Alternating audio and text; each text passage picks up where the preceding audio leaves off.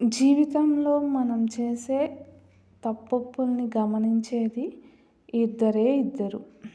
ఒకరు పరమాత్మ, ఇంకొకరు అంతరాత్మ. సంసారాన్ని మించిన సంపద, బుద్ధిని మించిన ఆయుధం, మాటను మించిన ఆభరణం, క్రమశిక్షను మించిన కవచం ఏదీ లేదు ఈ ప్రపంచంలో. 100 కోట్లు ఉన్నా 100 ఏళ్ళు బతకలేము. 10 ఇళ్ళు ఉన్నా ఉండేది ఒకే ఇంట్లోనే. ఉన్న ఈ ఒక్క జన్మకి 100 ఏళ్ళు గుర్తుండేలా 10 మందికి సహాయపడేలా ఉండాలి. కుటుంబమే ఓ పుస్తకం. తండ్రిని చూసి నేర్చుకోవచ్చు కష్టపడకుండా ఏదీ రాదని. తల్లిని చూసి నేర్చుకోవచ్చు ఓర్పు లేకుండా బతకలేమని. చెల్లి తమ్ముడిని చూసి నేర్చుకోవచ్చు అల్లరి కూడా అందంగా ఉంటుందని.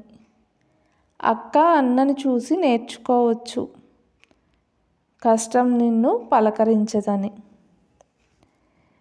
జీవితాన్ని చదివే ముందు కుటుంబాన్ని చదవండి.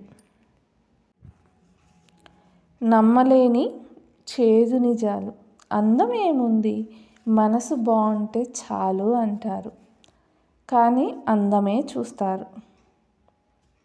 డబ్బుదేముంది, ఈరోజు ఉంటుంది రేపు పోతుంది, బంధం ముఖ్యం అంటారు. కానీ డబ్బు లేకపోతే ఏ బంధాలకు విలువ ఇవ్వరు.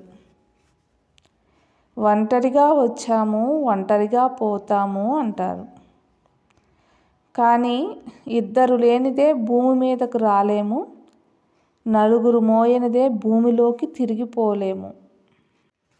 గొప్పలకు పోయి డబ్బులు వృధా చేయకు.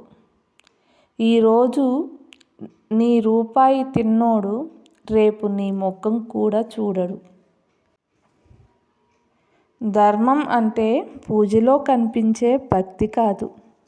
ధర్మం అంటే ప్రతిరోజే చేసే పనిలో కనిపించే నిజాయితీ. అందుకే గర్వంగా బ్రతకటం కాదు, ధర్మంగా బ్రతకాలి.